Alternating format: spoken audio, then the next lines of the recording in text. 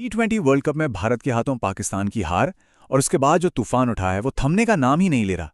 ये अब सिर्फ एक मैच की हार नहीं रही, ये एक नेशनल क्राइसिस की शक्ल ले चुका है, जो टीम, कप्तान और पूरे के पूरे क्रिकेट सिस्टम पर बड़े गहरे सवाल खड़े कर रहा है।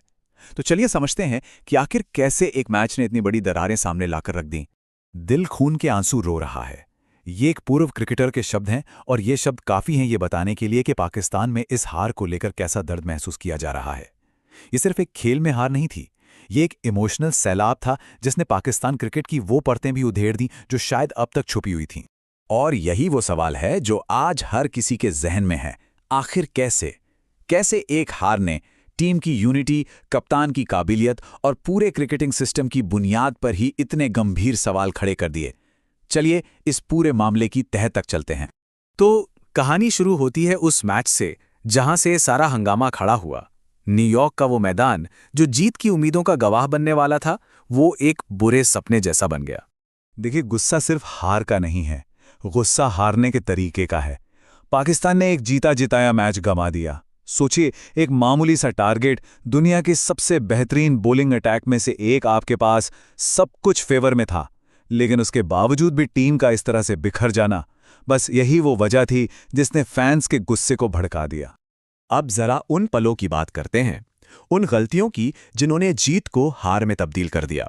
कमेंटेटर्स ने मैदान पर लिए गए फैसलों पर बहुत तीखे सवाल उठाए हैं और इसी निराशा से ये सवाल निकला, आप बुमराह के खिलाफ किस किस्म का शॉट खेल रहे हैं।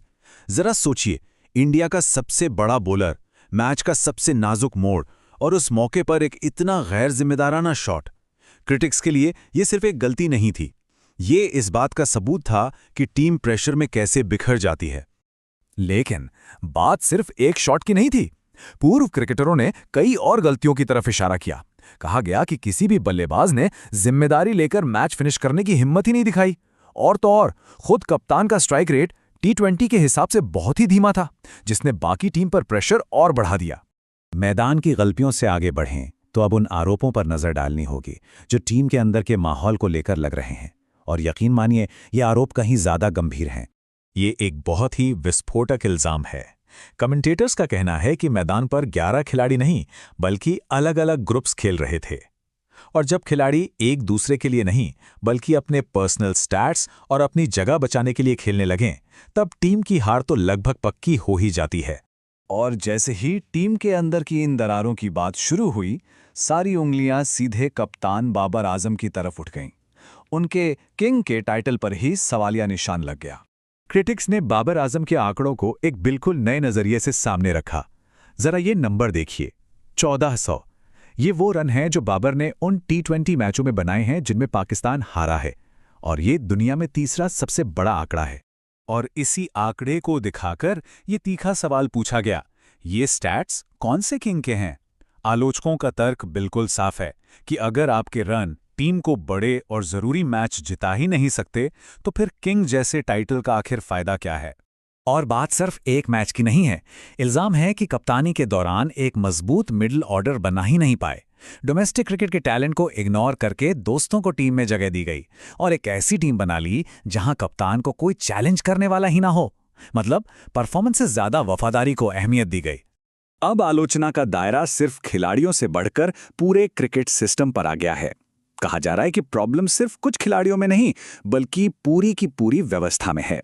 कमेंटेटर्स एक बड़े खतरनाक पैटर्न की तरफ इशारा कर रहे हैं। उनके मुताबिक ये एक चक्रव्यूह है। पहले असली टैलेंट को साइडलाइन करके अपने पसंदीदा प्लेयर्स को चुना जाता है।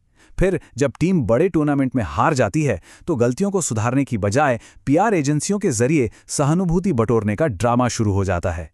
तो यहाँ दो बिल्कुल अलग अलग कहानियां चल रही हैं। एक तरफ प्लेयर्स के दुख और डिप्रेशन की खबरें आ रही हैं, और दूसरी तरफ पूर्व क्रिकेटर्स का सीधा आरोप है कि ये सब जनता को बेवकूफ़ बनाने के लिए घड़ा गया ड्रामा है, ताकि असली मुद्दों से ध्यान भटकाया जा सके।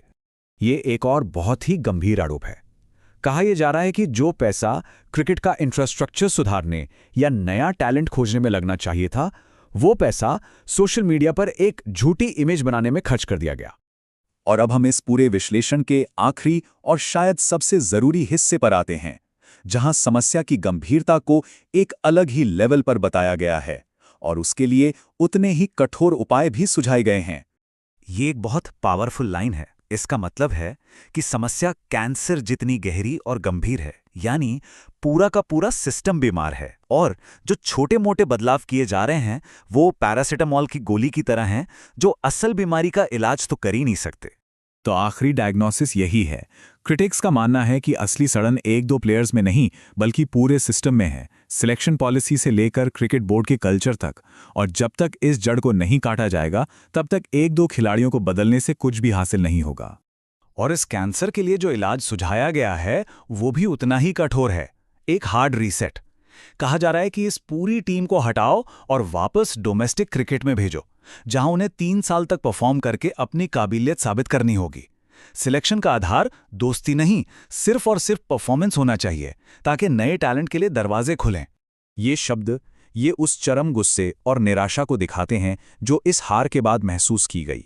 ये बताता है कि फैंस और एक्सपर्ट्स के लिए ये सिर्फ एक खराब परफॉर्मेंस नहीं थी, ये एक तरह का धोखा था, उम्मीदों का टूटना था। और हम आपको इसी एक सवाल के साथ छोड़े जाते हैं। क्या पाकिस्तान क्रिकेट को बचाने के लिए वाकई एक क्रांतिकारी बदलाव यानी इस तरह की तोड़फोड़ की जरूरत है, या फिर ये सिर्फ हार के बाद उठी एक इमोशनल लहर है? पाकिस्तान क्रिकेट का भविष्य शायद इसी सवाल के जवाब पर टिका है।